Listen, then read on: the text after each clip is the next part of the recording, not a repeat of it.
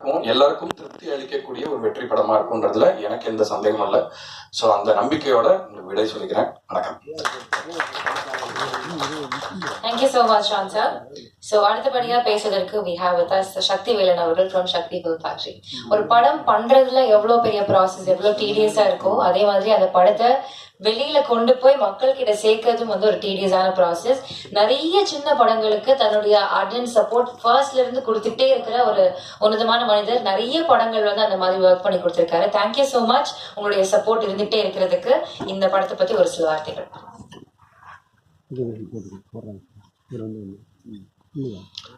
அனைவருக்கும் வணக்கம். ஒரு 4-5 நாளைக்கு முன்னாடி ஒரு ஃபோன் கால் வந்துச்சு. கள்ளக்குறிச்சியிலேருந்து ஒரு தியேட்டர் ஓனர் கால் பண்ணார். ராஜா தியேட்டரோட ஓனர் வந்து ராஜேஷ் அண்ணா ஃபோன் பண்ணாரு.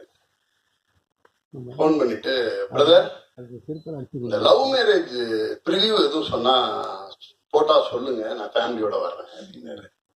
எனக்கு ஆச்சரியமா இருந்துச்சு. ஜென்ரலா வந்து ஒரு படம் ப்ரிவியூ போடுறோம்னா அந்த தியேட்டர் சைட்லேருந்து இன்வைட் பண்ணுறோம்னா ஜென்ரலாகவே வரமாட்டாங்க.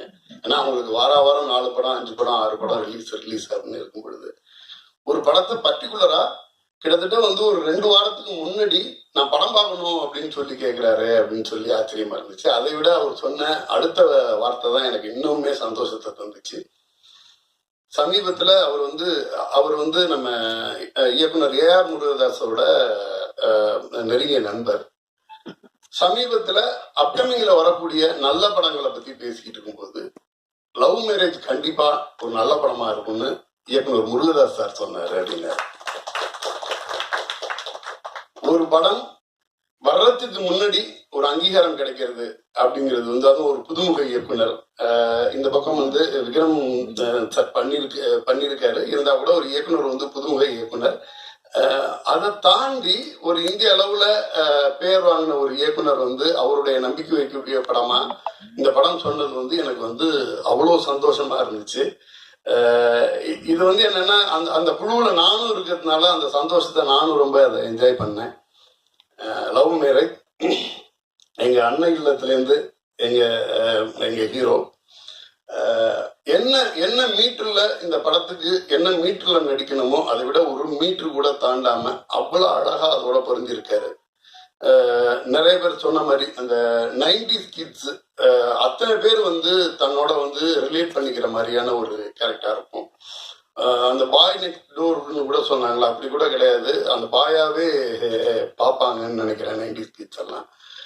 ரொம்ப அழகா ஒரு அந்த மேரேஜ் சம்பந்தப்பட்ட விஷயம் ஸ்டார்ட் ஆகி அதுக்கு பிறகு பாத்தீங்கன்னா ஒரு பெரிய டீமா அந்த டீமோட ஜெல்லாகி ஒரு என்ன சொல்றது வருது ஷான்ரோல்டன் சார் சொன்ன மாதிரி வந்து அந்த ஒரு தமிழ்நாட்டோட ஃபில்ம் மேக்கிங் லாங்குவேஜோட இங்க உள்ள வாழ்வியலோட கலந்து ஒரு படம் ரொம்ப ஒரு ஃபீல் குட்டா ஒரு அருமையான என்டர்டெய்னரா அழகா பண்ணியிருக்காங்க. இயக்குனர் Yuvraj brother, $1 million Yuvraj brother சொன்னாரு, எனக்கு ரொம்ப பிடிச்ச இயக்குனர், நான் வந்து அடுத்தது அவரை வச்சு படம் பண்ணணும்னு ஆசைப்பட்டுக்கிட்டு இருக்க ஒரு இயக்குனர். அவரோட படம் லவ் மேரேஜ் எந்த அளவுக்கு சிரத்தை எடுத்து ரிலீஸ் பண்ண முடியுமோ அந்த அளவுக்கு ரிலீஸ் பண்ணுங்க அப்படின்றதுதான் ஃபர்ஸ்ட் வார்த்தையே சொன்னாரு யுவராஜ் பிரதர். எனக்கு பெரிய ஆச்சரியம், நிறைய படங்களை வெளியிட்டு இருக்கோம்.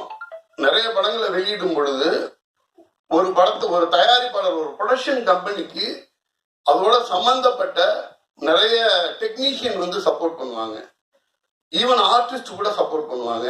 அதோட ஆடியோ லான்ச்சுக்கோ அதோட ப்ரொமோஷனுக்கோ நிறைய சப்போர்ட் பண்ணுவாங்க. ஃபர்ஸ்ட் டைம் ஒரு ப்ராஜெக்டுக்கு அந்த ப்ராஜெக்ட்ல நேரடியா சம்பந்தப்படாத வியாபார ரீதியா சம்பந்தப்படாத ஒரு தயாரிப்பாளர் முழுக்க அந்த படத்தை பத்தி அந்த படத்துல உள்ள எப்படி கொண்டு போய் சேர்க்கணுங்கிறதுல இருந்து ஆரம்பிச்சு இந்த படம் எப்படியாவது வெற்றி பெறணும் அப்படின்னு இது பண்றது, அதுவே வந்து அந்த டைரக்டரோட குவாலிட்டியா நான் பார்த்தேன். இப்படி ஒரு மனுஷங்களை சம்பாதிக்க தெரிஞ்ச ஒரு இயக்குனர், ஒரு கலைஞன் வந்து ஒரு நண்பரா இருந்தா கூட ஒரு தொடர்ச்சியா வெற்றி கொடுத்துக்கிட்டு இருக்க ஒரு தயாரிப்பாளர். அந்த தயாரிப்பாளர் வந்து கூட நின்று இன்னைக்கு வந்து அர்ஷத் வரும்போது சொல்லிட்டு இருந்தாச்சு, ஒரு 1 hour முன்னாடி வந்துடலாம், படத்தோட ப்ரொமோஷன் பத்தி எல்லாமே பேசலாம் அப்படின்னு சொல்லிட்டு யுவராஜ் பிரதர் வந்து சொல்லிட்டு இருந்தாராம் இன்னைக்கு காலையில வரைக்கும். ஸோ ரொம்ப ரொம்ப ஹாப்பியா இருந்துச்சு. அதாவது வியாபாரமா சம்மந்தப்படாத ஒருத்தர் வந்து இந்த பக்கம் இன்னொரு ப்ராஜெக்டோட அவ்வளோ அசோசியேட் ஆகிருக்குது. அதே மாதிரி இந்த ப்ராஜெக்ட் இப்போ நம்ம வந்து இந்த பக்கம் சாகர் சாரா இருக்கட்டும், அவரும் வந்து சினிமாவில் வந்து ரொம்ப ரொம்ப நேசிக்கக்கூடிய ஒரு மனிதர், எனக்கும் ரொம்ப காலத்து நண்பர். ப்ளஸ் இங்க வந்திருந்தாங்க இங்க புதுமுக தயாரிப்பாளர் அண்ணன், ஒரு ரிப்போர்ட்டர் அண்ணன் ஒருத்தவங்க சொன்னாங்க, அவங்க தான் ஹீரோயின் நினைச்சிட்டேன் அப்படின்னு இனிஷியலா சொன்னாங்க.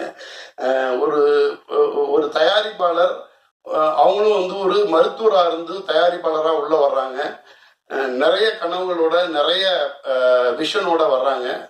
இந்த லவ் மேரேஜ் மாதிரியான படங்கள் வெற்றி பெறும் பொழுது இது மாதிரி நிறைய புது தயாரிப்பாளர்கள் வருவாங்க. நமக்கு ரொம்ப ரொம்ப நல்ல கண்டென்ட் கிடைக்கும். இந்த புது தயாரிப்பாளர்கள் உள்ள வரும் பொழுது மட்டும்தான் சினிமா வந்து தொடர்ச்சியா அதனுடைய வேகம் குறையாம ஆடியன்ஸுக்கு தேவையான ரசனையான படங்கள் வந்து தொடர்ச்சியா வந்துகிட்டே இருக்கும்.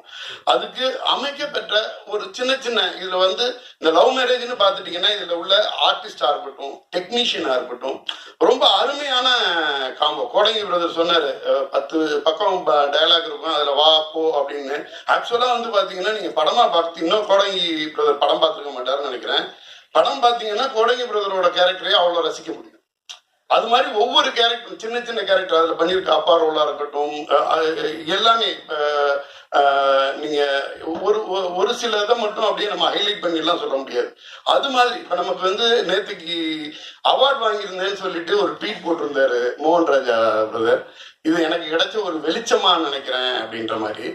ஆக்சுவலா என்னன்னா நிறைய ப்ரிவியூ பார்க்கும் பொழுது அந்த படத்துல உள்ள ஒரு ரொம்ப ரொம்ப சாதாரண சின்ன படமா இருக்கும். அந்த படத்துல உள்ள பாட்டு என்னமோ பண்ணும்.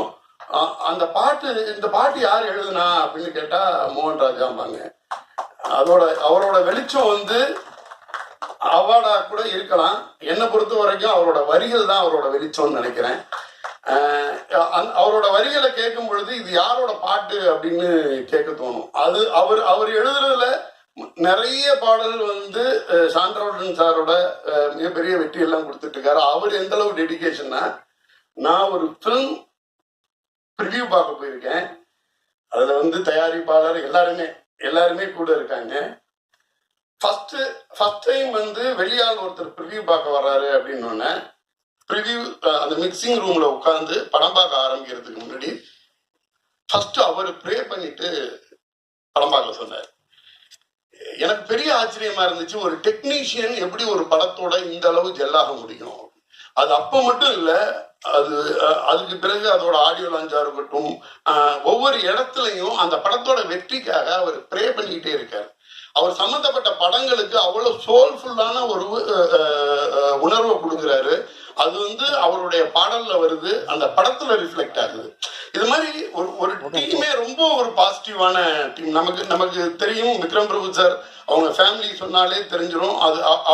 அவர் வந்தாருனாலே ஒரு வந்து மிகப்பெரிய